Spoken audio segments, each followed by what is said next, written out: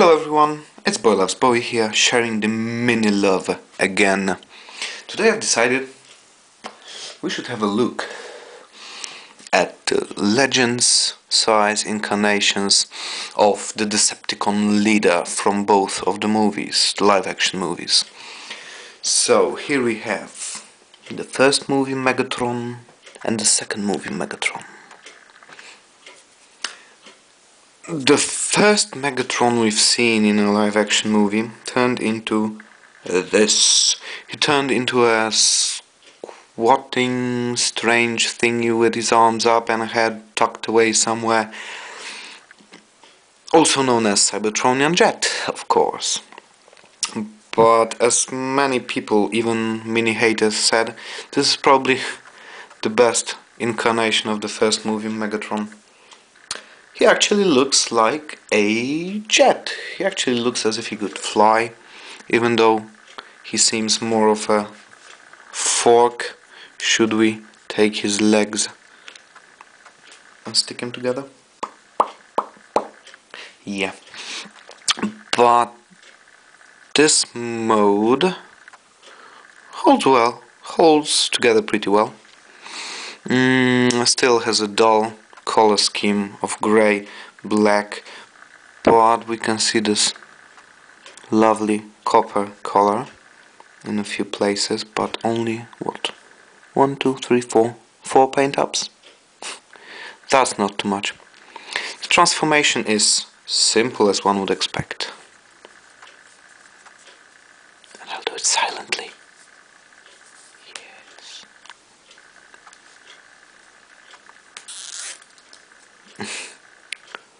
That happens all the time. And here we have the Automorph. Wow, if that's not cool, then it's not cool. Anyway, here is Megatron. Does he remind you of this large, heavily armored robot that ripped Jazz into two pieces on top of a fucking building? No, he rather looks like a teenager Megatron, but still, I must say, I like this figure, even though these hands are rubbery and soft and they feel like breaking, just like the head. Let's have a look at the head sculpt. Insectoid, evil, and quite fitting, I must say. He looks rather good. The arm details are nice. The hands are...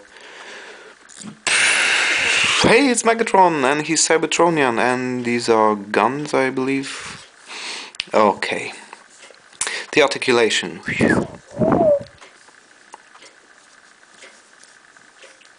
Yep. And even waist articulation, thanks to the transformation. The head does have a free movement. You can make him look any way you feel like, but a bit silly, isn't it? I like the chest detail. Overall, the detailing on this guy is pretty awesome for such a small figure, and probably slapped together within 3 or 4 minutes. I know what you're thinking. He does look pretty bad, but I like him somehow. Don't know why. Probably because he's Megatron. Now, let's have a look at the Revenge of the Fallen incarnation of Megatron. He died, he was dumped into the ocean, then he was revived using parts of the little guy. Or however the doctor or Scalpel said that. And now we have a Cybertronian tank, and this is the only tank, I'm thinking Voyager and Leader, who doesn't have the Megatron head sticking from the front of the tank. So, wow, that's great. That's really great. The turret will do this, a little up and a little down, and not more. No, nothing more. Here's his head, of course. If not in the front, then in the back. He does roll pretty nicely. He's got 4 tiny wheels in the 4 threads. But the level of details in his alt mode, the paint apps, of course he's still black and grey, but this time more metallic. It really screams more evil than the first Megatron. Even these tiny little details. Absolutely useless but present. That's what makes a good figure. Now the transformation is pretty easy, but unique in its own rights. But sadly what we're left with is a Megatron with giant crotch gap, strange legs and no real arms. But the face is just perfect. The face is just perfect. It looks like a kind of a bottle mask. And the red eyes. It's really nice they've painted these. But I don't think they could get away without these 2 tiny paint apps. The elbows will move. And he actually has got 1 cannon arm and 1 cannon arm. Maybe it's a melee weapon. Who knows? Who cares? Yeah, he does that at times. Just have to balance him well. But he does look pretty good, I must say.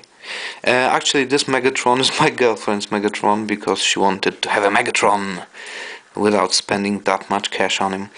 She liked him in the movie, and well, I guess I've just kind of nicked him. Shh, don't tell her.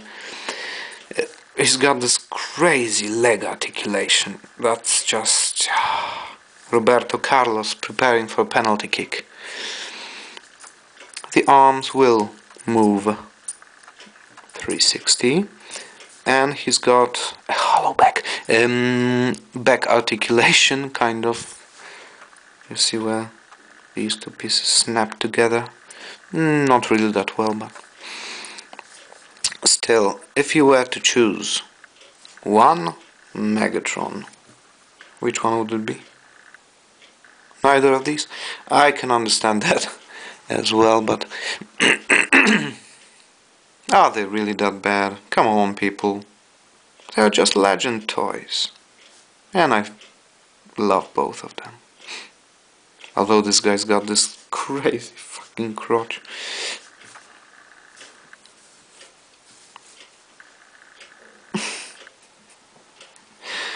Is this type of crotch better? I don't know. Megatron's cursed to have phallic connotations following him wherever he goes, whichever series he appears in, and whatever form he may take. Sad but true.